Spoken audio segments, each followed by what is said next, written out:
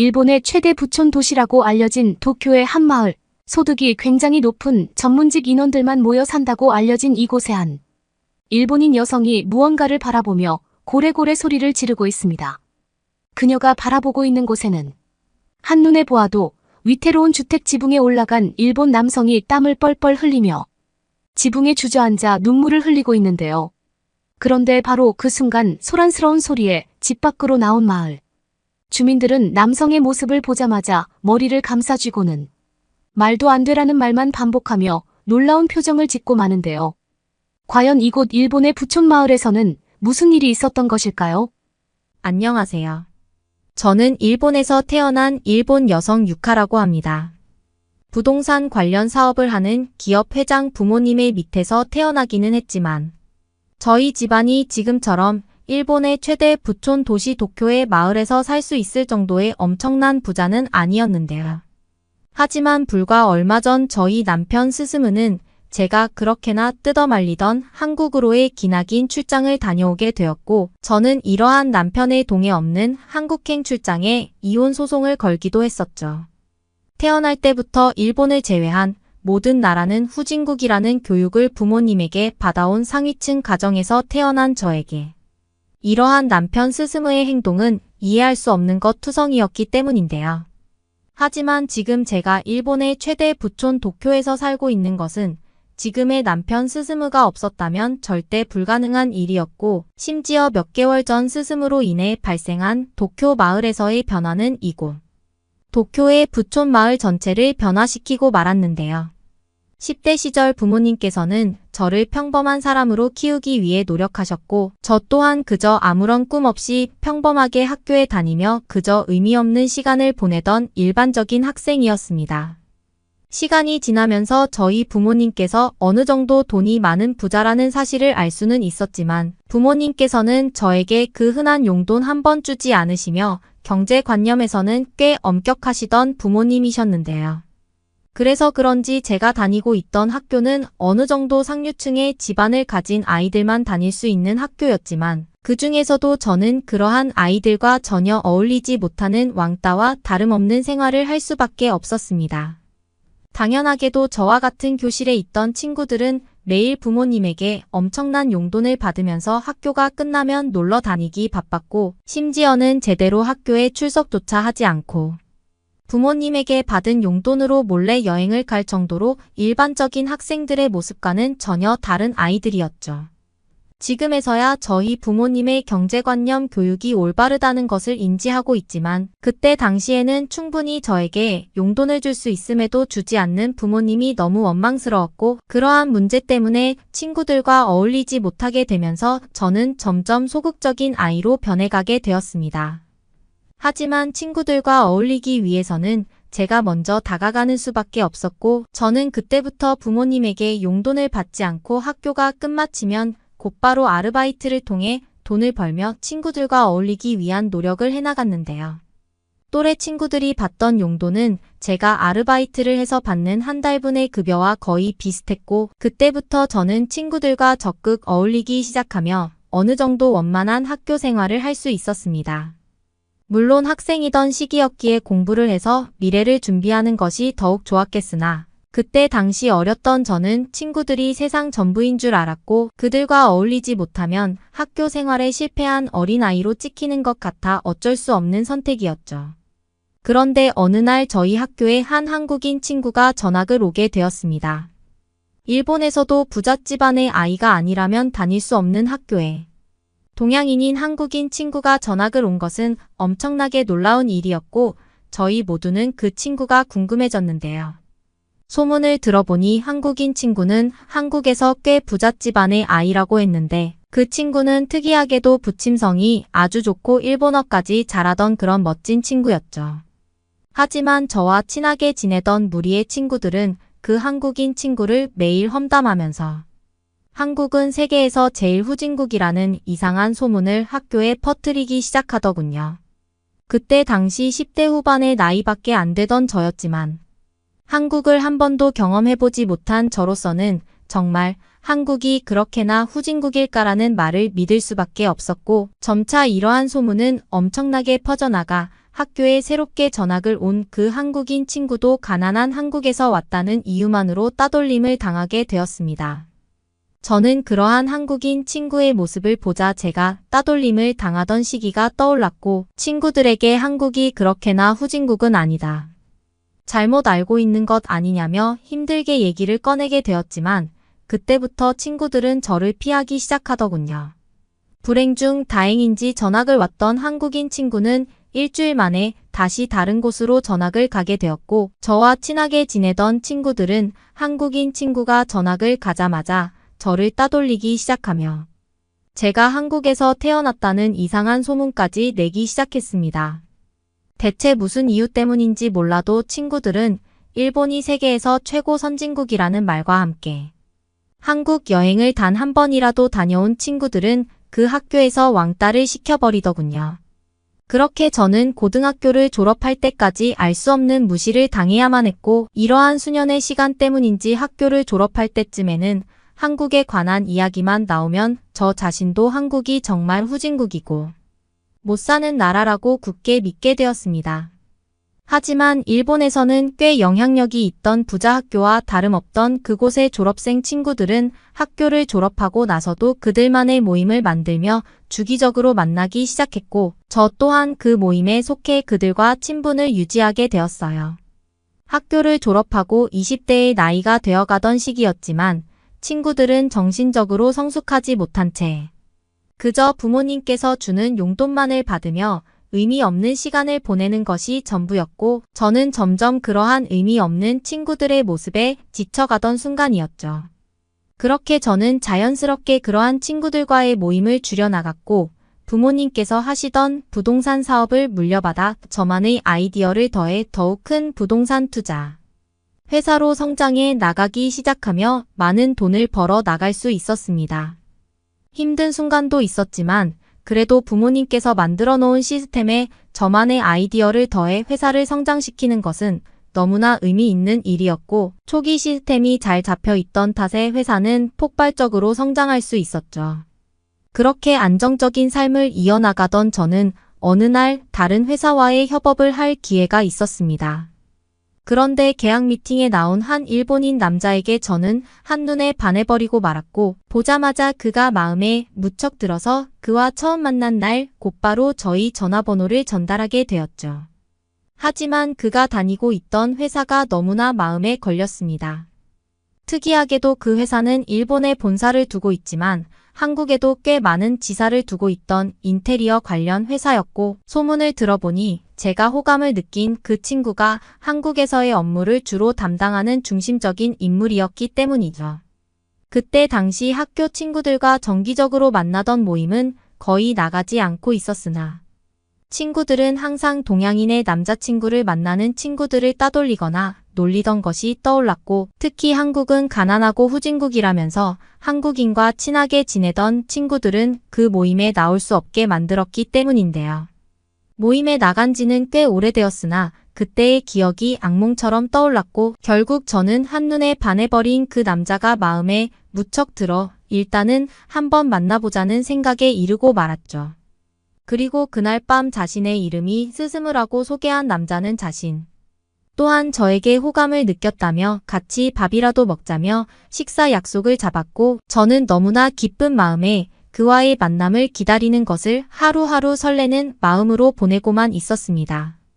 실제로 약 일주일 뒤 사석에서 처음 만난 저와 스스무는 꽤 대화가 잘 통하는 사이였고 서로의 일에 대한 열정도 비슷해서 만난 지 하루 만에 이 남자와 결혼해야겠다는 생각마저 번뜩 들 정도였어요. 특이하게도 스스무는 일본에서 태어났지만 20대 이후 대부분의 시간을 한국에서 보냈었다면서 자신이 지금은 한국말도 매우 잘한다는 사실은 물론 나중에 결혼을 해야 되는 사람이 있다면 한국 이민도 고려하고 있다는 다소 당황스러운 계획을 말하더군요. 스스무라는 사람 자체는 좋았지만 저는 그가 한국과 너무 밀접하다는 사실에 계속해서 고민이 되기 시작했습니다. 그렇게 약 5개월의 연인 사이를 이어나간 저희는 점점 만나면 만날수록 서로가 너무 잘 맞는다는 사실에 큰 매력을 느꼈고 결국 스스무와 저는 연인으로 지낸 지 약 1년 만에 결혼식을 올릴 수 있었죠. 하지만 스스무와 저는 실제 결혼식은 올리지 않았고 그저 가족들만 불러 모은 뒤 소박한 결혼식을 진행했고 보여주기식에 불과한 결혼식에 그렇게 큰 비용은 투자하지 않았습니다.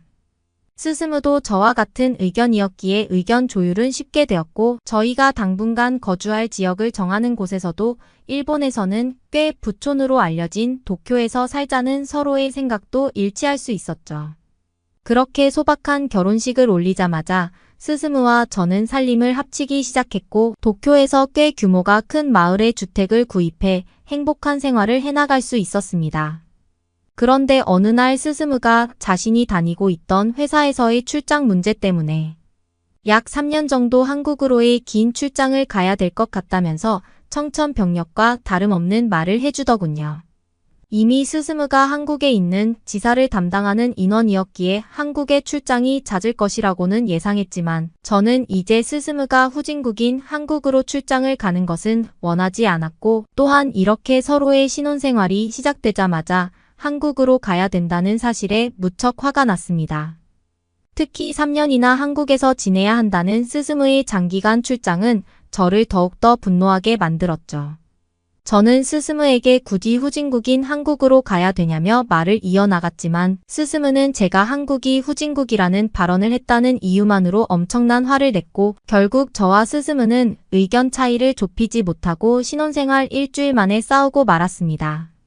물론 스스무의 입장에서는 가보지도 않은 한국을 후진국이라고 말하고 가난한 나라라고 말하는 저희 상황을 이해하지 못하는 것은 분명했지만 저 또한 스스무가 계속해서 한국을 무척 좋아한다는 사실에 그냥 이유 없이 화가 나더군요. 결국 스스무가 한국으로 떠나기 직전까지도 저와 스스무는 한마디도 하지 않았고 결국 그렇게 서로 아무 말도 하지 않은 채 저는 스스무를 한국으로 보내고 말았습니다. 이미 그때 저는 스스무가 한국에서 돌아오는 즉시 이혼을 해야겠다는 계획을 세울 수밖에 없었고 그저 저희 회사를 운영하며 혼자 도쿄의 마을에서 지내고 있었죠. 그러던 어느 날 저희 마을에는 고등학교 때 알고 지내던 모임의 친구들이 대거 이사를 오는 당혹스러운 상황이 시작되었습니다. 이미 친구들 대부분이 꽤 부자인 친구들이었기에 아마도 일본에서 그나마 살기 좋은 도쿄의 마을로 이사를 온 것 같았고 대부분의 친구들이 저처럼 결혼식을 올린 친구들도 많이 있더군요. 마주치기는 싫었지만 동네를 돌아다니며 인사를 하는 친구들로 인해 저 또한 결국 결혼 사실을 밝히고 그들과 인사를 나눌 수밖에 없었고 친구들은 고등학교 때의 친구들이 이렇게나 다시 모인 것이 굉장한 우연이라며 그날부터 매일 밤 파티를 하며 친분을 쌓아나가게 되었죠. 역시나 친구들은 매일 밤 한국으로 떠난 저의 남편과 당장 이혼하라며 또다시 한국은 별 볼 일 없는 나라라며 제 남편의 험담을 하기 시작했고 저는 도저히 참을 수가 없어서 무려 1년이 넘는 시간 동안 그 마을을 떠나 다른 도시에서 혼자 지내게 되었습니다.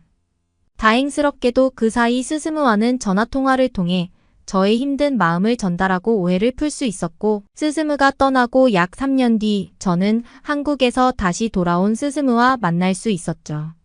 그런데 스스무는 한국에서 돌아오자마자 자신이 해야 될 일이 있다며 3년 전 도쿄에서 살던 마을로 돌아가자는 말과 함께 제 손을 잡아 이끌고는 너무나 가기 싫은 도쿄의 마을로 향하더군요. 그런데 그날부터 스스무는 이상한 행동을 보이기 시작했습니다. 어느 날 아침에 시끄러운 소리에 일어나 밖을 내다보니 스스무는 집의 지붕 위에 올라가 무엇인가를 뜯어내고 있었고 저는 그러한 모습을 보자마자 기겁하고 말았죠. 그리고 집의 마당에는 생전 처음 보는 흙 색깔의 이상한 돌들 수백 개가 모여 있었습니다. 시끄러운 소리에 같은 마을에 거주하는 친구들 모두 밖으로 나와 지붕에 있는 스스무의 수상한 행동을 보고 있었고 저를 보면서 남편이 한국에 다녀오더니 완전히 미쳐버렸다면서 저희 부부를 손가락질하고 있었죠. 곧이어 저를 발견한 스스무는 저에게 다가오더니 자신이 한국에서 기와라는 것을 가져왔는데 지금 살고 있는 집의 지붕을 기와로 덮으면 훨씬 단열이나 보온이 잘 될 것이라는 말과 함께 심지어는 많은 폭우가 내려도 전처럼 비가 집 내부로 들어오는 일이 없을 것이라는 놀라운 말을 이어나갔습니다. 사실 제가 살고 있던 도쿄 마을은 일본에서는 꽤 부촌이기는 했지만 많은 비가 오면 곧바로 지붕을 통해 물이 새는 것이 자연스러운 일이었고 스스무는 그럴 때마다 한국에서는 이런 일 자체가 발생하지 않는 대라며 일본의 주거 시스템을 안타까워했었죠. 그 후 스스무는 지붕을 기와로 덮는 것뿐만 아니라 방바닥을 뜯어 한국에서 쓰는 온도를 설치하는 것은 물론 지금껏 사용해오던 건식 화장실이 아닌 한국의 습식 화장실로 시공을 다시 하고 비데까지 설치하는 엄청난 공사를 4개월에 걸쳐 이어나갔습니다. 그리고 저는 그제서야 스스무가 한국과 일본을 넘나들며 건축 인테리어와 관련된 브랜드 회사에 다니고 있었다는 것을 알 수 있었죠. 저와 친하게 지내던 마을 친구 주민들은 스스무의 이해할 수 없는 행동에 처음에는 역시 후진국 한국을 다녀오더니 이상한 행동만 한다며 비웃었지만 스스무가 배워온 한국에서의 주거 시스템이 하나둘 완성되기 시작하자 큰 관심을 보이기 시작했습니다.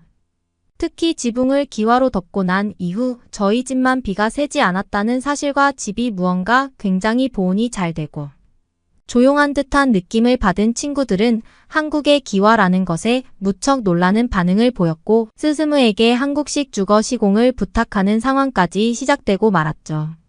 하지만 더욱 놀라웠던 것은 스스무가 설치한 한국식 주거 화장실이었습니다. 스스무는 화장실의 바닥에까지 온돌 시스템을 설치해 한국과 똑같이 만들어냈고 친구들은 저희 집을 올 때마다 화장실이 너무 따뜻해서 좋다면서 한국에서는 이러한 시스템 자체를 수십 년 전부터 사용해 왔다는 사실에 한국이 후진국이라는 단어를 어느 순간부터 입에 꺼내지도 않더군요. 그 후 친구들은 매일 밤 저와 스스무를 찾아와 스스무에게 한국식 주거 인테리어에 대한 자문을 구했고 지금 저희 도쿄 마을은 대부분의 주택들의 온돌이 설치된 것은 물론 한국의 화장실 시스템 그리고 지붕이 모두 기와로 되어 있는 특이한 마을로 변하고 말았습니다. 몇몇 방송국들에서 기와로 뒤덮인 저희 마을을 찾아오기도 했는데 그럴 때마다 친구들은 선진국 한국의 시스템을 배워 마을 전체가 더욱 살기 좋아졌다면서 아주 당황스러울 정도의 뻔뻔한 모습마저 귀엽게 보이고 있죠. 그리고 약 1년이라는 시간이 지난 지금 고등학교 때 저와 친하게 지내던 친구들. 부부와 저희 부부는 모두가 함께 인생 처음으로의 한국으로 떠나는 가족 여행을 준비하고 있습니다. 특히 스스무는 이번에는 한국의 기와집 시스템을 마을의 한 공용 건물에 만들어 보겠다면서 초대형 프로젝트를 준비하고 있고 한국을 후진국이라고 놀렸던 친구들은 이제 그것을 무척이나 기대하고 있죠. 처음에는 한국이 후진국이라고 놀리던 친구들도 이제는 한 달마다 한국 여행을 가자며 보챌 정도로 바뀌어버린 저희 마을 상황에 저는 항상 스스무의 한국을 사랑하는 뚝심 있는 태도와 모습에 너무나 감사한 마음을 느끼고 있고 한국인들의 주거지에 매일 감탄하는 하루를 보내고 있습니다. 그러면 다음 사연으로 넘어가겠습니다. 북한이랑 전쟁 중인데 거길 왜 가? 한국 어차피 볼 거 없어. 그냥 일본으로 가자. 예일대 오케스트라 연습실에서 세계 여러 나라에서 온 학생들이 다투고 있는데요. 과연 어떤 일이 있었던 것일까요? 안녕하세요. 저는 예일대에서 반도체 공학을 전공하고 있는 로사라고 해요. 저는 예일대에서 오케스트라라는 클래식 음악 동호회 단원으로 활동하고 있죠. 저희 예일대 오케스트라는 1708년 설립되어 300년이 넘는 역사를 자랑하고 있어요. 서로 다른 전공을 가진 10명의 예일대 학부생들로 이루어져 있죠. 얼마 전 저희 동호회에서는 한국으로 수학여행을 다녀왔어요. 저희는 매년 2차례 공연을 하고 있고 그중 한 번은 해외에서 공연도 할 겸 수학여행도 같이 다녀오고 있죠. 이번에 저희가 한국에서 수학여행을 즐기는 동안 한국 기자님들이 취재를 오셔서 뉴스에도 나왔더라고요. 그 기사를 보고 저희끼리 얼마나 신기했는지 몰라요. 그런데 저희가 왜 한국까지 수학여행을 갔냐고요. 물론 저희 예일대 음악 동호회 단원 중에 한국인 친구들이 많기도 해요. 그렇지만 한국인 친구들은 부모님을 보러 한국에 자주 가는데 한국 말고 다른 데 가는 게 어떠냐며 오히려 다른 곳을 제안하더라고요. 한국을 가고 싶어 한 친구들은 대부분 유럽이나 미국 출신 친구들이었어요. 저희가 이번 공연 겸 수학여행 장소를 어디로 가면 좋을까 다 같이 고민했을 때 여러 장소들이 나왔어요. 그런데 갑자기 저희 동호회 회장인 로버트가 유튜브에서 한국 템플스테이를 봤는데 꼭 가보고 싶다고 한국은 어떠냐며 제안했죠. 그러곤 저희에게 템플스테이 링크를 보내 한번 꼭 영상을 보라고 하는 거 아니겠어요. 한국 템플스테이 영상을 본 대부분의 친구들이 진짜 멋지다고 여기 꼭 가야겠다고 난리가 났어요. 유럽이나 미국에는 산을 볼 일이 정말 드물거든요. 거의 평지로 이루어져 있으니까요. 그런데 고즈넉한 산속에 작은 궁전 같은 절이 있고 거기서 새소리를 들으며 절에서 머무는 모습이 요정 같았어요. 한국에서는 이런 걸 신선노름한다라고 표현하더라고요. 아무튼 늘 학교에서 치열하게 공부하고 빡빡하게 생활하는 친구들이 대부분이라. 예일대 친구들은 회장 로버트가 보내준 영상에 완전 푹 빠져버렸죠. 원래 한국을 좋아하던 친구들도 많았지만 한국을 잘 모르던 친구들도 있었거든요. 그런데 그 영상을 계기로 다들 한국을 검색해보고 경복궁에도 가보고 싶고 한식도 먹어보고 싶다며 거의 수학여행 장소가 한국으로 확정될 느낌이었죠. 그런데 그때 일본 단원인 친구가 한국보다 일본이 훨씬 좋다며 일본의 관광지 사진을 쭉 보내왔어요. 한국에 비하면 일본이 훨씬 거리도 깔끔하고 라면이든 초밥이든 한국보다 먹을 것도 많다며 일본이 수학여행 장소로 제격이라고요. 그리고 오히려 한국 사람들은 일본으로 여행을 진짜 많이 온다면서 그게 바로 일본이 더 낫다는 증거가 아니겠냐고 말하더라고요. 저는 사실 수학여행이라면 어디든 다 좋다는 입장이었지만 그 친구의 말을 듣고 회장인 로버트가 완전 열받은 것 같았어. 일본은 지금 치사율 20%에 이상한 전염병이 돌고 있는데도 국가에서 공식적으로 입장 발표도 안 하고 위험하기 짝이 없다면서요. 그리고 관광객들이 많이 오면 그 자체로 국가에 좋은 일인데 숙박세와 관광세까지 받으면서 관광객들에게 부담을 주고 자국민을 보호하는 걸 보면 우리가 수학여행까지 가서 뭔가를 배워오긴 어려울 것 같다고 선을 딱 그었어요. 로버트의 말이 일리가 있었죠. 이번 수학여행은 단순히 놀고 오는 게 아니라 공연을 하고 그 나라에서 새로운 배움을 위한 여행의 목적이 더 컸거든요. 그렇게 보자면 현재 넷플릭스에서도 늘 상위권을 달리고 있는 문화 콘텐츠 강국이면서 삼성전자, 하이닉스 같이 기술적인 면에서 우위를 달리며 AI 산업까지 선점하고 있을 정도로 여러 방면에서 뛰어난 한국에 가는 게 맞다고 생각했어요. 저희의 수학여행 목적과 딱 맞는 곳이라고 할 수 있었죠. 그렇게 몇몇 일본인과 중국인 단원을 포함해 소수의 친구들의 반대를 제외하고 80% 이상의 미국과 유럽 친구들의 찬성으로 한국행이 결정되었어요. 그런데 더 큰 문제는 그 다음이었습니다. 저희 예일대 오케스트라 동호회 부모님들이 학교에 공식적으로 이의를 제기하셨어요. 한국이라고 하면 북한밖에 모르는데 그렇게 위험한 나라의 애들을 어떻게 보내냐고. 학교 차원에서 금지해야 되는 거 아니냐는 항의였죠. 사실 나이가 많은 일부 어른들은 한국에 대해 북한밖에 모르시는 분들도 많아요. 오죽하면 한국과 북한이 같은 곳이라고 생각하시는 분들이 있을 정도죠. 저희는 이러다 못 가게 되는 거 아니야 하고 걱정했어요. 그런데 정말 생각지도 않았던 사람이 이 문제를 해결해 주셨어요. 바로 저희 학과 교수님이셨죠. 저희 반도체학과 교수님은 예일대 내에서도 꽤나 권위 있으신 분이에요. 여기서 실명을 밝히긴 어렵지만 미국 엔비디아와 대만 TSMC, 그리고 한국 삼성전자에서 비밀리에 자문을 요청할 정도로 권위가 있으신 분이죠. 그런데 그런 교수님께서 직접 항의하시는 학부모님들께 한 분 한 분 전화드려 저희의 한국행을 지지해 주셨다고 해요. 교수님 전화를 받은 부모님들은 흔쾌히 허락해 주셨죠. 아니 도대체 교수님이 뭐라고 하셨길래 부모님들이 한 방에 알겠다고 하셨는지 궁금했어요. 엄마한테 물어보니 우리 아이들이 예일대에 올 정도로 뛰어난 학생들이라면 그 학생들의 의사결정은 당연히 존중받아야 하지 않겠냐고 한국이 어떤 나라인지 학생들이 직접 겪어보고 부딪혀볼 수 있도록 어른으로 기회를 제공하자고 하셨다고요. 이렇게 멋진 교수님이 우리 교수님이라니 어깨가 으쓱했죠. 아무튼 이렇게 저희의 한국행은 순조롭게 진행되고 있었습니다. 여행이 결정된 이후 회장 부회장이 수학여행 코스를 정하기 위해 진행팀을 몇 명 더 뽑는다고 하자 모두들 거기에 들고 싶어서 아주 난리가 났어요. 각자 가고 싶은 곳이 정말 많았는데 진행팀에 들어가면 아무래도 자기가 가고 싶은 장소를 넣을 수 있기 때문이었죠. 그런데 정말 신기한 게 한국은 여행할 곳이 정말 많더라고요. 저희가 계획한 7일이 한참 부족한 것 같았어요. 하고 싶은 걸 다 하려면 정말 방학 내내 있어야 될 것 같다는 생각을 했죠. 아무튼 저는 한국 여행을 검색해보면서 김밥을 만드는 요리 수업을 꼭 듣고 싶다고 생각했어요. 작년에 김밥이 엄청 유행하면서 먹어보기는 많이 먹어봤지만 도대체 어떻게 만드는지 정말 궁금했거든요. 그것만 해보면 정말 소원이 없겠다 생각하며 진행팀이 된 친구에게 슬쩍 제 의견을 제안하고 한국 여행 갈 날짜만 기다렸죠. 그리고 저희 팀 10명의 친구들이 모두 비행기를 타게 되었어요.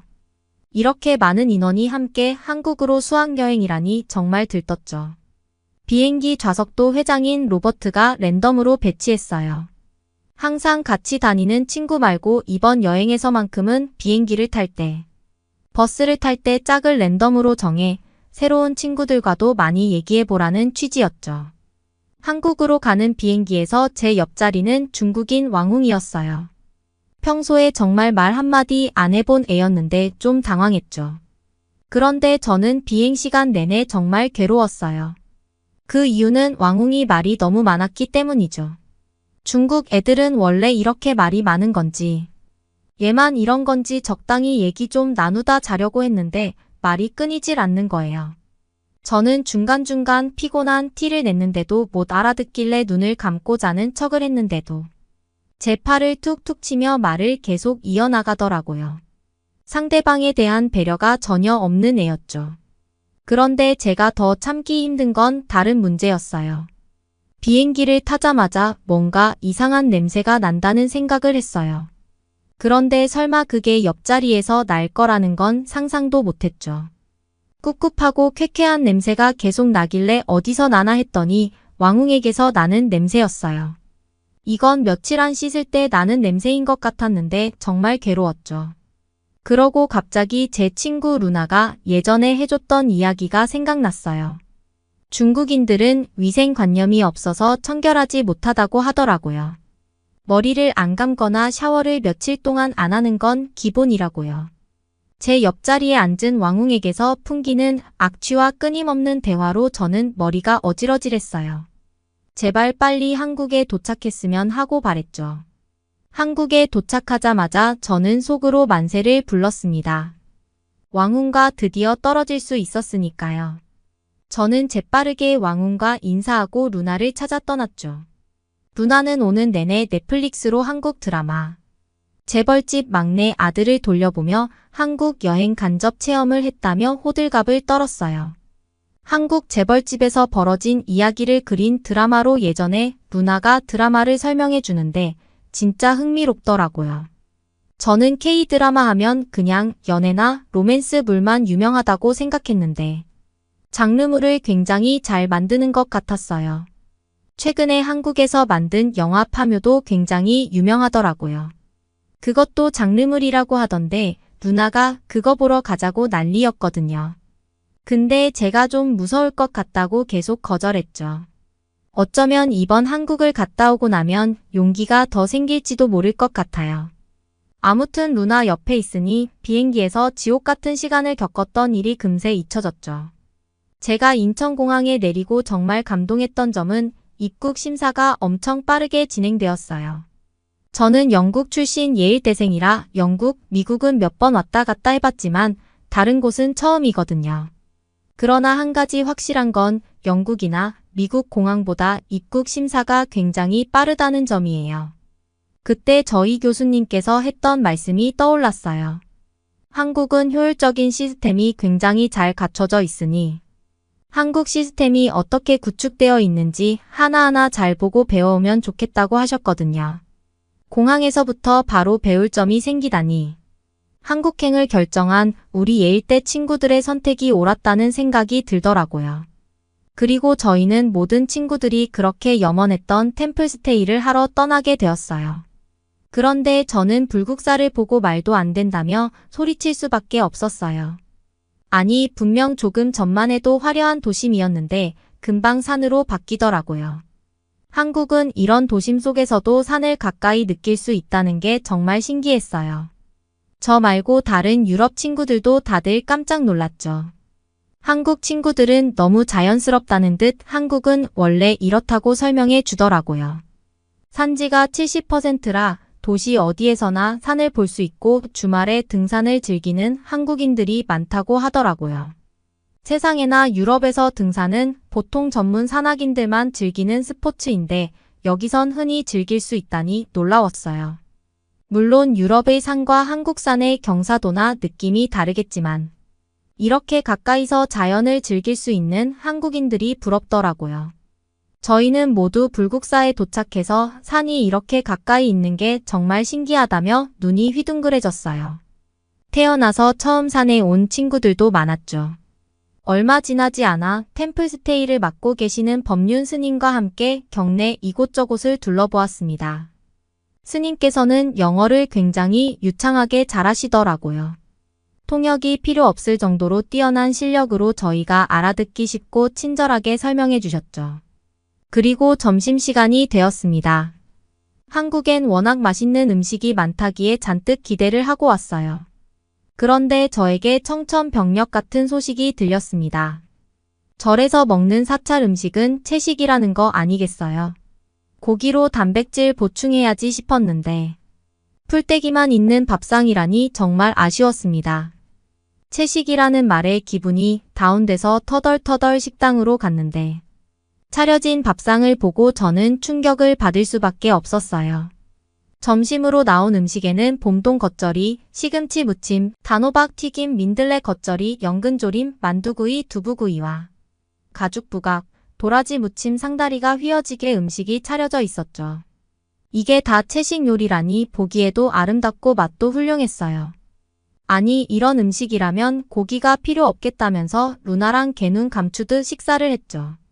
사찰 음식은 가운데 음식이 있고 덜어서 먹는 구조였는데 제가 하도 많이 먹어서 몇 번이나 추가로 음식을 더 가져다 왔는지 모르겠어요. 자주 왔다 갔다 반찬을 더 받으러 갈 때마다 절에서 일하시는 분께서 복스럽게 잘 먹는다며 보기 좋다고 하시더라고요. 잘 먹는다고 칭찬받으니 기분이 이상했지만 맛있게 만들어주셔서 도리어 감사하다고 전했죠. 정말 배부르게 먹었는데도 기분 나쁜 배부름이 아니었어요. 음식을 먹으면서 내 몸이 가볍고 건강해지는 느낌이 들더라고요. 저희는 모두 정말 만족스러웠어요. 그 다음 일정으로 저희는 경복궁으로 이동했습니다. 그런데 갑자기 저희는 경복궁이 아닌 어떤 건물 앞에 내렸어요. 건물에 들어가자마자 모두들 박수를 치며 환호했죠. 저희 예일대 친구들이 준비한 깜짝 이벤트에 박수를 보낼 수밖에 없었어요. 그 이벤트는 바로 한복 체험이었어요. 로버트는 한복을 입고 경복궁을 구경하면 좋겠다는 생각이 들어서 이벤트를 준비했다며 원하는 한복을 골라 입으라며 얘기했고 모두들 신나서 환호했어요. 그 가게에는 엄청 많은 한복이 걸려 있었고 아름다운 자태에 눈이 휘둥그레졌습니다. 공주가 되어 드레스를 고르는 기분으로 하나하나 정말 눈부신 옷들을 살펴봤죠. 옷의 색깔이며 자수가 정말 감명 깊었어요. 모두들 들떠서 서로 한복을 고르고 있었죠. 중국인 왕웅이 분위기를 깨기 전까지는요. 왕웅이 한복은 중국 복식 한포라고 부르는 게 맞아. 한국이 중국 문화를 따라 만든 게 한복이라 너희가 입는 건 사실 중국 전통 의상이라고 볼 수 있지라고 얘기하는 게 아니겠어요. 그 말이 끝나자마자 한국 단원이 뭐라고 하려는데 재빠르게 로버트가 말을 받아쳤어요. 중국인들 전통 의상은 치파오 아니야. 치파오는 요새 선전 안 하고. 한국 전통 문화인 한복이 좋아 보이니까 중국 거라고 우기나 본데 한복은 엄연한 한국인의 복식이야 라고 말이죠. 로버트의 말을 곰곰이 생각해보니 치파오가 한창 중국 대표 복장으로 유명했었는데 어느샌가 안 보이는 것 같긴 하더라고요. 멀쩡한 자기 문화를 놔두고 왜 굳이 한국 문화를 자기 거라고 주장하는지 이해가 안 가더라고요. 왕웅의 얘기를 더 들어보고 싶었는데 왕웅은 로버트의 말에 조금의 반박도 하지 못하고 어느샌가 사라져버렸더라고요. 한국 단원이 로버트에게 어떻게 한국인 만큼 잘 아냐고 물어보니 로버트는 한국 취업을 생각 중이라 한국에 대한 공부를 많이 하고 있다고 하더라고요. 한국의 유서 깊은 역사도 정말 재밌고 세계적으로 다방면에서 뛰어난 한국 기업에서 일하고 싶다고요. 어느 기업에 가도 발전 가능성이 많아 흥미로운 나라인 것 같다는 말을 덧붙였어요. 로버트처럼 똑똑한 친구가 한국 취업을 생각하다니 좀 놀라웠어요. 그리고 한국의 위상에 대해 다시 한번 생각해 보게 됐죠. 아무튼 한복을 입고 경복궁으로 향하니 정말 조선시대로 돌아간 것 같았어요. 모두들 깔깔 웃으며 사진도 찍고 재미있는 영상도 찍었죠. 한복을 입는 것도 뜻깊은 일인데 경복궁을 보는 것도 인상적이었어요. 유럽에서 보던 성과는 차원이 다른 단아함이 있었죠. 유럽의 성들은 매우 화려하고 장식이 많은데 경복궁은 얼핏 보면 밋밋한가 싶은데 주변 자연 환경과 잘 어울리고 그 안에 재미있는 요소들이 곳곳에 숨어 있었어요. 오히려 이렇게 짓는 게 더 어려울 것 같다는 생각이 들었죠. 경복궁 곳곳에는 우아한 한국 사람들의 아름다움이 숨어 있었어요. 그런데 저는 경복궁을 구경하러 온 한국 사람들과 우리 예일대 학생들 사이의 차이점을 발견했어요. 그 차이점은 실로 놀라웠죠. 바로 우리 학생들만 소지품을 꼭 쥐고 잔뜩 긴장하고 있었다는 거예요. 저만 이런 걸 발견한 게 아닌 건지 로버트가 저희의 어깨를 톡톡 두드리며 긴장 풀라는 말을 하는 거예요.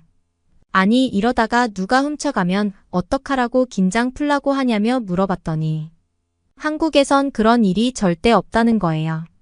저는 믿을 수 없었죠. 로버트의 말이 한국에서는 애초에 소매치기 자체가 없다고 그런 범죄는 거의 일어나지 않는다고 하더라고요. 그러면서 한국 사람들을 보라고 하는 거예요. 한국 사람들은 정말 매우 편안하게 관람을 하고 있었어요. 가방문을 거의 다 열고 다니는 사람도 있었죠. 금방 누구라도 손을 넣어 소지품을 가져올 수 있을 것만 같았어요. 저는 정말 걱정스럽게 저 사람도 괜찮은 거냐고 물으니 로버트는 걱정 말라고 하더라고요. 유럽에서는 꽁꽁 싸매고 있어도 눈 깜짝할 사이에 소지품이 사라지는 경우가 매우 흔해요. 조금만 방심하면 제 물건을 잃어버리기 십상이죠. 그런데 한국은 저렇게 다 내어놓고 다녀도 안전하다니 정말 치안이 잘 되어 있는 나라라는 생각이 들더라고요. 그런데 갑자기 저에게 문제가 생겼어요. 제 배에서 천둥 번개가 치는 거 아니겠어요?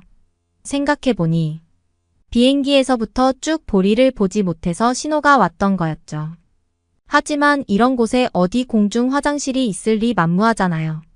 어떻게 해야 하나 식은땀이 줄줄 흐르고 제 머릿속은 하얘지기 시작했죠. 그러자 제시가 너 왜 그러냐며 어디 아프냐고 묻는 거예요.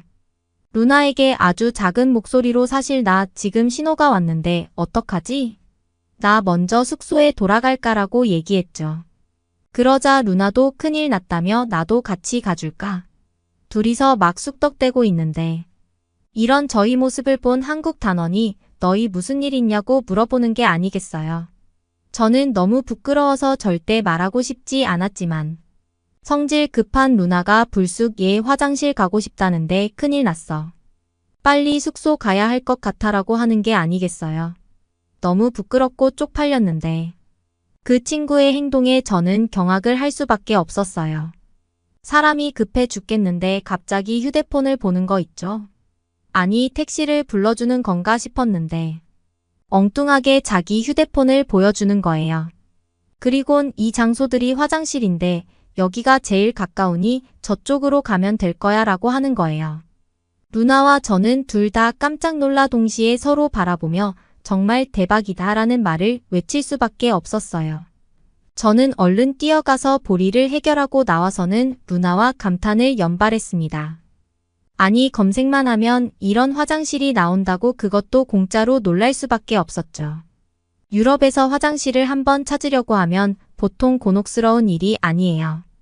일단 공중 화장실 자체가 많이 없고 요금을 내는 곳도 많죠. 그런데 한국은 이런 공공 화장실이 도시 곳곳에 있는 데다가 이런 화장실을 공짜로 이용할 수 있다니 보통 놀라운 일이 아니었어요. 누나와 이런 화장실을 유지하려면 얼마나 많은 국가 예산이 들어갈까부터 시작해서 아무리 돈을 많이 들여도 사람들이 깨끗하게 사용하지 않으면 말짱 꽝이라는 얘기까지 했죠. 저희의 결론은 이 시스템이 가능한 건 한국 사람들이 서로를 배려해 화장실을 깨끗하게 사용하기 때문이라는 의견에 도달했어요. 한국 어딜 가든 놀라움의 연속이었죠. 서울 여행을 마치고 다음 코스는 전주와 통영으로 이동했어요. 여기서도 할 말이 정말 많은데 아무래도 시험 일정이 빠듯해서 다음에 시험 끝나고 또 쓰려고 해요. 아무튼 한국은 여러모로 정말 대단한 나라예요. 우리 예일대 친구들 모두 한국에 대해 깊은 감명을 받고 돌아왔죠. 다음에 저는 누나와 둘이 또 한 번 가보려고요. 그러면 다음 사연으로 넘어가겠습니다. 아니 한국 거는 뭐가 이렇게 크고 빠른 거지? 승무원으로 일하면서 이런 첫 경험을 해보다니. 이제부터라도 한국에서 살고 싶은 걸. 여기 한국에서 며칠만 있었는데도 한국 사람이 너무나 부러워졌다는 한 싱가포르 여성이 있습니다. 승무원으로 일하고 있는 그녀는 그동안 아시아권 나라는 가본 적이 있지만 승무원 일을 하면서 한국에 온 건 처음이라고 하는데요. 처음 방문한 한국에서 잊을 수 없는 놀라운 경험을 하고서는 한국에서 태어난 한국 사람들이 너무나 부러워졌다는 이 여성이 대체 한국에서 어떤 일들을 겪었는지 한번 알아보러 가실까요? 안녕하세요. 저는 싱가포르에 살고 있는 레일라라고 합니다. 저는 싱가포르의 한 항공사에서 근무 중인 승무원인데요. 편안하게 비행을 즐기고 있는 승객분들을 보면서 보람을 느끼는 삶을 살고 있답니다. 승객들이 제 서비스를 받고 만족하는 표정을 지을 때 승무원으로 일하길 정말 잘했다는 생각이 들어요. 그리고 승무원 유니폼도 무척 이쁘잖아요. 이런 이쁜 유니폼을 입고 일할 수 있는 승무원 같은 직업도 흔치 않을 거라고 생각해요. 얼마 전에 한국으로 향하는 비행 스케줄이 잡혀서 우연히 한국에 방문했다가 너무나 크게 충격을 받았던 이야기를 전해드리고자 이렇게 사연을 작성하게 되었어요. 사실 한국에 방문했던 게 처음일 뿐이지 그전부터 한국에 대해서는 꽤나 잘 알고 있었어요. 바로 화장품 때문인데요. 저는 사람들에게 보여지는 직업인 승무원이다 보니 저의 외모를 아름답게 가꾸는 데 관심이 많아요. 그러다 보니 자연스럽게 뷰티 관련된 유튜브 영상 같은 걸 많이 살펴보면서 어떻게 하면 좀 더 자연스럽고 아름다운 화장을 할 수 있는지에 대해 알아보고 있죠. 자연스러운 한국 메이크업을 따라해보고 싶어서 몇 번 연습은 해봤지만 아직까지는 제가 원하는 대로 잘 되지 않더라고요. 계속 연습하다 보면 저도 한국처럼 자연스러운 메이크업을 할 수 있지 않을까요? 어느 날부터인가 뷰티 유튜버들이 K-뷰티가 최고라면서 하나같이 엄청 자연스러운 한국식 메이크업을 선보이고 소개하는 게 아니겠어요. 유튜버들뿐만 아니라 제 주변의 친구들도 하나둘씩 한국 스타일의 메이크업을 시도하곤 했는데 확실히 이전에 과하다 싶은 싱가포르 특유의 메이크업과는 다르게 각자의 개성을 잘 살려주는 느낌이 들더라고요. 싱가포르 여자들의 화장품에 대한 기준은 굉장히 까다로워요. 싱가포르라는 나라 자체가 관광과 문화를 선도하고 있는 나라이다 보니 기준이 점점 더 높아질 수밖에 없죠. 그래서 화장품에 대한 기준도 굉장히 높은 편인데 특히 화장품 구매할 때 성분부터 보관하죠. 아무래도 피부에 바르는 거다 보니 저 같은 경우에는 화학 성분이 많이 들어간 화장품을 바르면 피부 자체가 답답한 게 느껴지고 잘못 바르다 보면 트러블이 갑자기 일어날 때도 있더라고요. 정말 화장품 하나 잘못 발랐다고 빨갛게 올라오는 트러블을 보면 너무 속상해서 밤잠을 설칠 때도 많았어요. 게다가 승무원으로 일하고 있다 보니 승객들에게 피부에 난 뾰루지 같은 걸 보이고 싶지 않기도 하죠. 이게 모두 승무원들이 아름다운 외모를 유지하고 있는 이유이기도 하다고 생각해요. 여러분들도 여태 비행기를 타면서 피부에 트러블이 심하게 난 승무원은 본 적이 없지 않나요? 그렇기 때문에 저는 그 누구보다 화장품 성분을 반드시 꼼꼼하게 확인하고 구매를 한답니다. 그렇게 좋은 성분에 대해 공부하고 그 성분이 들어간 화장품을 찾고 있었는데 얼마 전부터 혜성처럼 한국산 화장품들이 나타나는 게 아니겠어요. 처음에는 잘 모르는 나라의 화장품들이다 보니 눈여겨보지 않았던 게 사실이었는데 갈수록 피부가 안 좋아져서 화장품을 바꿔야 하나 고민이 되더라고요. 그때 피부가 좋기로 유명한 제 친구 자밀라에게 피부가 너무 안 좋아져서 고민인데 화장품 좀 추천해 줄 수 있냐고 물어보자. 자밀라가 한국의 화장품을 추천하는 게 아니겠어요.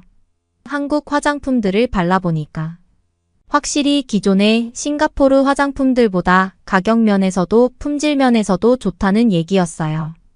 그래서 저도 처음으로 한국의 화장품에 대해서 알아보게 되었고 구매하기 전에 검색해보니 확실히 자연 원료 기반의 성분들을 많이 사용한 게 보이더라고요. 패키지에도 신경을 많이 써서 제품 자체의 디자인도 더 이쁜 거 있죠. 트렌디하면서도 여성들이 갖고 싶기에 귀여운 패키지로 된 디자인도 많던데 언젠간 한국에 간다면 꼭 쓸어 담아서 사와야지 생각하고 있었죠. 그렇게 저도 한국 화장품을 바르면서 예전의 피부가 다시 돌아오게 되었고 그때 이후로는 저도 자밀라를 따라서 한국 화장품만 사용하고 있어요. 저뿐만 아니라 싱가포르 여자들 사이에서는 한국의 화장품이 대세로 자리 잡았고 더 놀라웠던 건 화장품을 사용한 사람들의 의견을 수용해서 신제품에 빠르게 녹여낸다는 거였어요. 한국이라는 나라가 전반적으로 속도가 빠르다는 건 알고 있었지만 화장품까지 이렇게 좋은 쪽으로 빠르게 바뀔 줄은 몰랐다니까요. 아무튼 저는 화장품을 통해 한국에 대해서 좋은 인상을 가지고 있었는데 코로나가 풀리면서 저희 항공사가 한국의 인천공항으로 향하는 노선에도 취항하기 시작했다고 하더라고요. 그래서 회사 내부적으로도 항공 노선에 투입될 승무원들을 지원받고 있었어요. 그동안 승무원 일을 꽤 오랫동안 했는데도 한국에 갈 수 있는 기회가 없었는데 정말 좋은 기회잖아요. 안 그래도 한국 화장품에 대한 로망이 있었는데 이번 기회에 한국에 가서 한국 화장품들을 잔뜩 사와야겠다는 생각이 들었죠. 저와 자밀라는 한국행 노선에 지원을 했고 그렇게 한국에 처음으로 가게 되었어요. 그런데 생각보다 한국이 멀더라고요. 게다가 저는 다른 승객들처럼 가만히 앉아서 쉬거나 식사를 하는 게 아니라 그 시간에 계속해서 다른 승객들에게 서비스를 해드려야 하다 보니 피로감이 정말 극심하더라고요. 사실 제가 아시아에 가본 건 처음이 아니었는데도 한국은 유독 더 멀게 느껴졌어요. 저와 함께 한국행 비행기에 올랐던 승무원 동료인 자밀라도 한국에 오랜만에 가다 보니 정말 멀긴 멀다고 하더라고요. 자밀라 같은 경우에는 승무원 일을 하면서 코로나 이전에 한국행 비행 스케줄을 몇 번 경험해 봤지만 코로나 때문에 몇 년 동안 한국에 오지 못했었거든요. 그래서 자밀라도 힘들었나 봐요. 아무튼 비행을 마치고 한국에 온 저희 둘은 모두 녹초가 되었어요. 할 때마다 느끼는 거지만 승무원 일이 체력적으로 많이 힘든 일이더라고요. 그래서 바로 명동에 있는 호텔에 가서 푹 쉬고 싶다는 생각을 했죠. 저녁 시간이 되었지만 호텔의 푹신한 침대에 가서 눕지 않으면 정말 몸살이 날 수도 있겠다는 생각이 들더라고요. 그래서 자밀라한테 정말 너무 힘들어서 그런데 택시를 타고 호텔로 이동하면 안 되겠냐고 말을 했죠. 그러자 자밀라가 웃으면서 걱정하지 말라고 하는 거 아니겠어요. 한국은 택시 요금이 싱가포르처럼 비싸지 않고 3분의 1 가격이라서 그렇게까지 걱정하지 않아도 된다는 거였어요. 게다가 둘이서 나눠서 요금을 낼 테니 부담은 훨씬 덜할 거라면서요. 그래서 원래 타려고 했던 버스나 지하철 대신 저희는 택시를 타고 호텔로 이동하기로 했답니다. 그런데 걱정되는 점이 하나 있었어요. 아무래도 한국에 처음 온 거다 보니 택시를 어떻게 잡아야 할지 모르겠더라고요. 그래서 자밀라한테 한국 사람들은 택시를 어떻게 잡는지 물어보자. 자밀라가 이미 휴대폰 앱으로 택시를 예약했으니 택시를 타러 가면 된다고 하는 거 아니겠어요. 저는 깜짝 놀랐고 의논 없이 택시를 예약한 자밀라에게 화를 낼 수밖에 없었어요.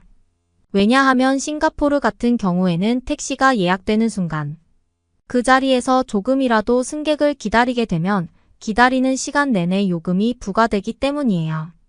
게다가 그 요금이 한국 택시 요금의 2배에 달할 정도로 무척이나 비싸죠. 그래서 보통 싱가포르 사람들은 길거리에서 손을 뻗어서 택시를 잡는 경우가 많습니다. 하지만 자밀라가 저보고 진정하라고 말하면서 한국은 싱가포르와는 다르게 택시가 승객을 기다리더라도 대기하는 시간에 대한 요금이 부과되지 않는다고 하는 거 아니겠어요. 그래서 너무 늦게만 가지 않으면 되니 걱정 말라고 하더군요. 그런데 걱정되는 점이 하나 더 있었어요. 택시가 어디 있는지 확인하려면 기사님과 통화하면서 위치를 확인해야 하는데 저와 카멜 모두 한국어를 잘할 줄 몰랐기 때문이에요. 그래서 자밀라에게 방법이 없는지 물어보자. 자밀라가 휴대폰을 보여주더라고요. 휴대폰에 나와 있는 걸 보고서 정말 경악할 수밖에 없었답니다. 대체 한국인 여러분들은 어떤 세상에 살고 있는 거죠? 저와 같은 시대에 살고 있는 게 맞는 건가요? 아니. 휴대폰 앱을 보니 택시기사님에 대한 정보와 함께 택시의 위치가 실시간으로 바뀌는 게 아니겠어요. 한국어를 잘 모르는 저 같은 사람이 봐도 저와 택시기사님이 얼마나 떨어져 있고 어디로 이동해야 하는지를 정말 명확하게 알 수 있어서 이 점이 참 좋더라고요. 게다가 그날은 폭염주의보가 있어서 무척 더운 날이었어요. 그런데 스마트폰으로 택시 위치가 어디인지를 알 수 있으면 시원한 곳에서 택시를 기다릴 수 있잖아요. 정말 편리하다고 생각했답니다. 그렇게 택시를 처음으로 마주쳤는데 한국의 택시는 택시 크기가 생각보다 무척이나 크더라고요. 알고 보니 자밀라는 저희가 짐이 많으니 그걸 대비해서 일부러 큰 기종을 예약했던 거였어요. 택시 기사님도 무척이나 친절한 거 있죠. 저희 짐이 여름이다 보니 유독 많은 편이었는데 저희의 짐들을 하나하나 차에 실어주시더라고요. 안 그래도 많이 피곤했는데 덕분에 편안하게 택시를 탈 수 있었답니다. 하지만 안심할 수는 없었어요. 제가 살고 있는 유럽에서는 택시기사들이 워낙 아무것도 모르는 외국인들을 상대로 요금을 뻥튀기 하는 경우가 많았거든요. 그런데 자밀라가 택시 앱을 보여주면서 걱정하지 말라고 하더라고요. 이미 택시가 어떤 경로를 통해서 이동할지 다 정해져 있고 요금 역시 정해져 있어서 바가지 요금 같은 일을 겪을 일은 없다는 얘기를 했죠. 그 얘기를 듣고 나서야 마음이 놓였고 긴장이 풀린 저는 바로 잠들게 되었어요. 자밀라가 깨워서 눈을 떴고 벌써 명동에 있는 호텔에 도착했다는 거 아니겠어요. 호텔에 푹신한 침대가 저를 기다리고 있다는 사실이 저를 힘나게 하더라고요.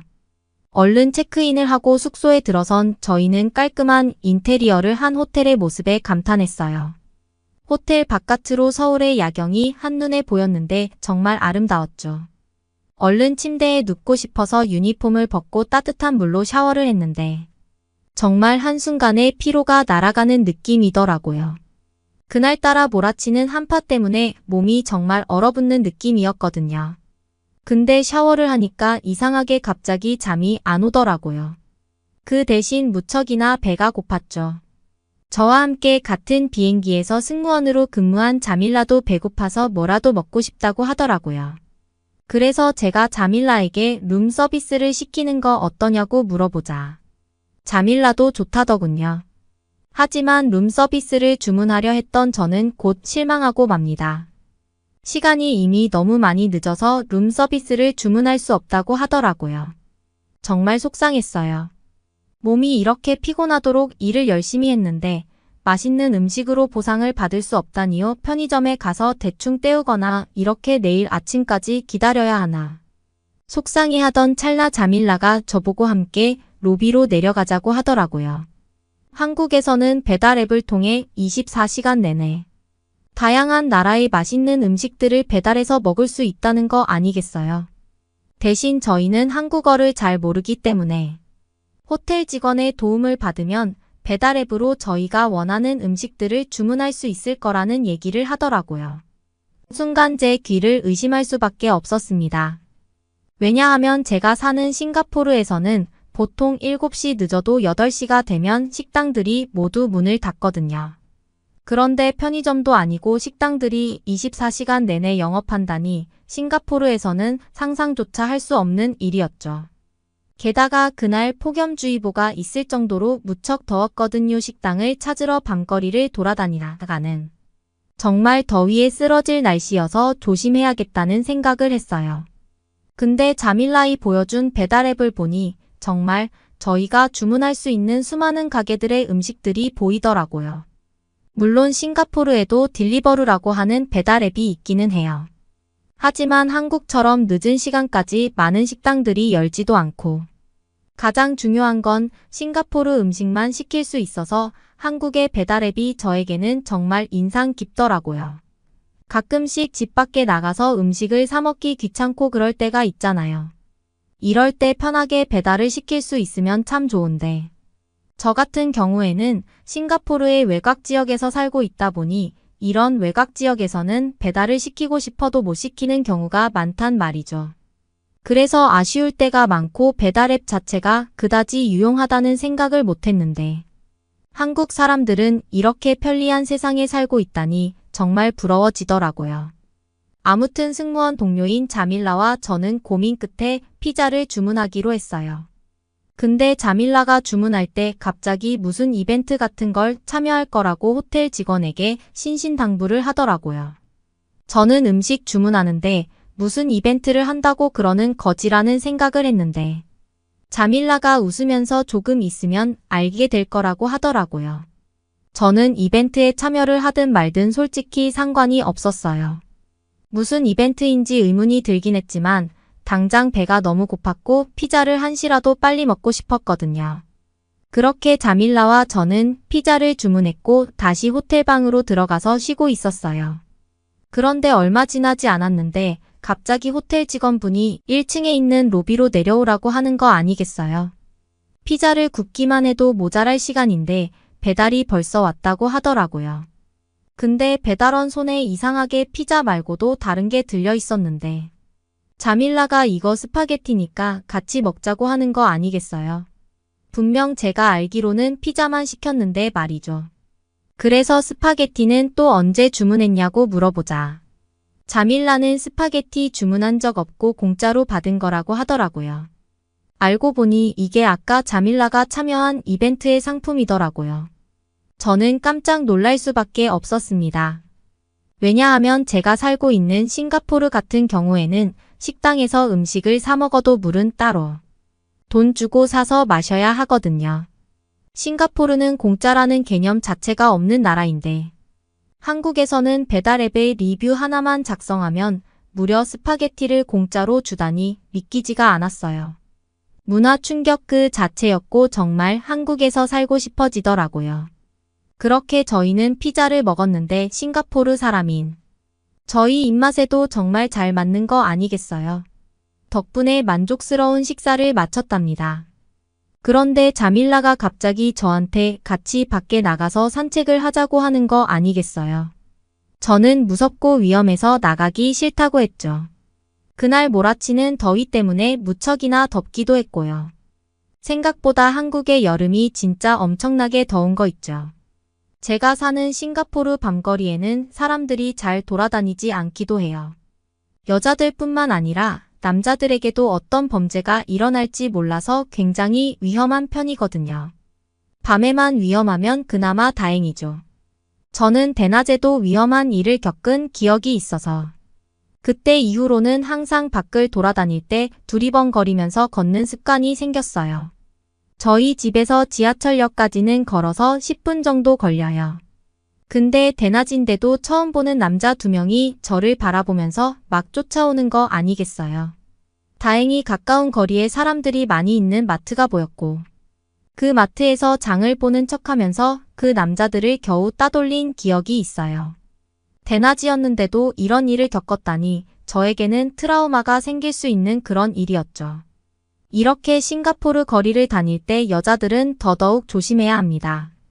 여러분도 나중에 싱가포르 여행 오시면 꼭 참고하세요. 이런 기억이 있다 보니 저는 그냥 호텔에 있겠다고 자밀라에게도 나가지 말고 조심하라고 했죠. 그랬더니 자밀라가 여긴 한국이라며 걱정하지 말라고 하더라고요. 제가 그래도 조심하는 게 낫지 않겠냐면서 거절하자 자밀라가 웃으면서 직접 경험해보고 조금이라도 위험하면 바로 들어오자면서 저를 설득하더라고요. 한국 밤거리는 싱가포르 밤거리와는 다르게 무척 밝고 안전하다면서요. 그래서 저는 자밀라를 믿고 호텔 밖으로 나섰습니다. 신기했던 게 한국의 밤거리는 싱가포르의 밤거리와는 다르게 정말 밝더라고요. 시간이 정말 늦었는데도 대낮 같았죠. 가게나 식당, 카페까지도 늦은 밤까지 영업하는 곳이 정말 많은 거 있죠. 게다가 걸어가는 중에 바닥에 무슨 노란색을 띤 동그란 불빛들이 눈에 띄더라고요. 제가 이게 뭐냐고 물어보자. 자밀라는 여성 안심귀가길 표시라고 하는 거 아니겠어요? 여성들이 안전하게 귀가할 수 있도록 순찰을 더 자주 돌고 벨이 설치되어 있어서 이걸 누르면 대기하고 있던 경찰들이 바로 달려온다고 하더라고요. 자밀라도 이것 때문에 한국에 와서 살고 싶다는 생각을 했다고 했죠. 자기가 승무원으로 일하면서 여러 나라에 가봤지만 이렇게 한국처럼 여성들이 안전하게 돌아다닐 수 있는 나라는 세계적으로 드물다면서요. 그 얘기를 듣고 저는 놀랄 수밖에 없었어요. 저도 자밀라처럼 승무원 일을 꽤 오랫동안 해왔었고 한국 같은 나라를 본 적이 없었으니까요. 우연히 방문하게 된 한국이지만 정말 살고 싶어진다는 생각이 드는 나라는 처음이었어요. 그래서 싱가포르로 돌아온 저는 한국에서 사는 방법을 진지하게 고민하고 있답니다. 한국인 여러분들, 제가 한국에 가서 살게 되면 반겨주실 거죠? 여러분은 어떻게 보셨나요? 응원과 격려의 한마디씩을 댓글로 남겨주시기 바랍니다. 사연자분들께 전달해드리겠습니다. 실제 사연 제보를 받고 있습니다. 채택되신 분께는 작은 선물도 보내드리고 있습니다. 저희의 사연이 여러분의 하루에 작은 힘이 될 수 있었으면 좋겠습니다. 감동적인 사연을 주변 분들과 이야기 나눠보세요. 더욱더 좋은 영상으로 다시 찾아뵙겠습니다.